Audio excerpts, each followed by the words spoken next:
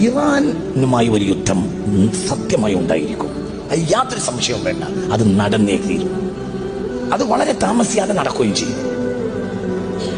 ഇറാനുമായി യുദ്ധം വന്നാൽ മിഡിൽ ഈസ്റ്റ് ഇനിയും അട്ടിമറിയും. മിഡിൽ ഈസ്റ്റ് അട്ടിമറിഞ്ഞാൽ നമ്മുടെ സാമ്പത്തിക സ്രോതസ് മുഴുവനും നശിച്ചു. അതുകൊണ്ട് എക്കണോമിക്കൽ സിസ്റ്റത്തെ കൃത്യമാക്കാൻ നമ്മൾ പഠിക്കണം. സൂക്ഷിച്ച് ചെലവഴിക്കാൻ പഠിച്ചവർക്ക് ദാരിദ്ര്യം വരികയില്ലെന്ന് മുഹമ്മദ് മുസ്തഫ. ഇതിനൊന്നും കൂടി ശ്രദ്ധിക്കണം. ഞാനിത് വളരെ പണ്ടേങ്ങളോട് പറയുന്നുണ്ട്. ഇനി ഒരു യുദ്ധം ഉണ്ടാവുകയാണെങ്കിൽ അത് ഇറാൻ. ഞാൻ 2000 മുതൽ പറയുന്ന വർത്താനാണ്.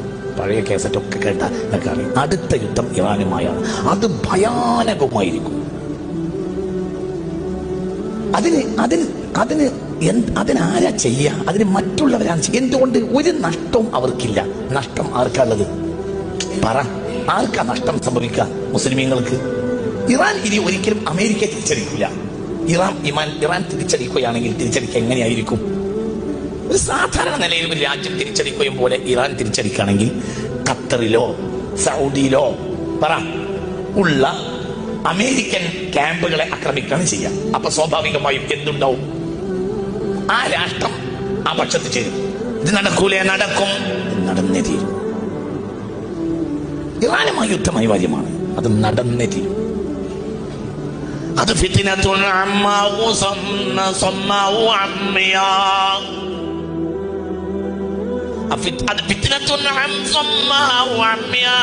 അത് കണ്ണില്ലാത്തയും കാതില്ലാത്തയും യുദ്ധമായിരിക്കും.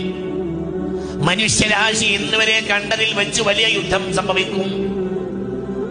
അതിന് ഇനി കാലതാമസമില്ല. സംഭവിച്ചിരിക്കും. അല്ലാഹു നമ്മളെ കാക്കട്ടെ.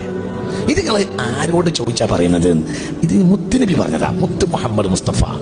ഞാൻ കുറെ കാലങ്ങളായി നിങ്ങൾ കുറെ കാര്യങ്ങൾ പറയാറുണ്ട്. അതങ്ങനെ തന്നെ നടക്കാറുണ്ട്. അത് കവടി നേരത്തെ പറയുന്ന വർത്താനല്ല. അതങ്ങനെ സംഭവിക്കും. അതിന്റെ രീതി അങ്ങനെയാണ്. അതിന്റെ രീതി കണ്ടാൽ അങ്ങനെയാണ്. അത് അങ്ങനെ വരൂ. അള്ളാഹു നമ്മളെ കാക്കട്ടെ. അത് സംഭവിക്കും. അത് സംഭവിക്കും. സംഭവിച്ചത് കഴിഞ്ഞാൽ ഇനി മിഡിൽ ഈസ്റ്റിൽ ഒരു യുദ്ധം ഉണ്ടായാൽ ഒരിക്കലും എക്കണോമിക്കൽ സിസ്റ്റം നേരെ നിർത്താൻ കഴിയൂല. അത് ഏറ്റവും ബാധിക്കുക കേരളത്തിനെയാണ്. അനാവശ്യമായ ഷോപ്പിങ്ങുകളിൽ പെണ്ണുങ്ങളെ നിയന്ത്രിക്കണം. ഇന്നത്തെ നമ്മളെ സാഹചര്യം ഇപ്പോഴും നമ്മളെ പെണ്ണുങ്ങൾക്ക് മനസ്സിലായിട്ടില്ല. ഇതിനേക്കാൾ വലിയൊരു വിപത്താണ് ഇനി പറയാൻ പോകുന്നത്. അതായത് ഒരു കല്യാണം ഉണ്ടായി എന്ന് സങ്കല്പിക്കാം. ഒരു കല്യാണം ഉണ്ടായാൽ ആ കല്യാണത്തിന് പുതുവസ്ത്രം തുറക്കാം. അത് അങ്ങനെ തന്നെയല്ലേ പറയും? അത് അടുത്ത ആഴ്ച പിന്നെ കുടുംബത്തിൽ വേറൊരു കല്യാണം ഉണ്ടായാൽ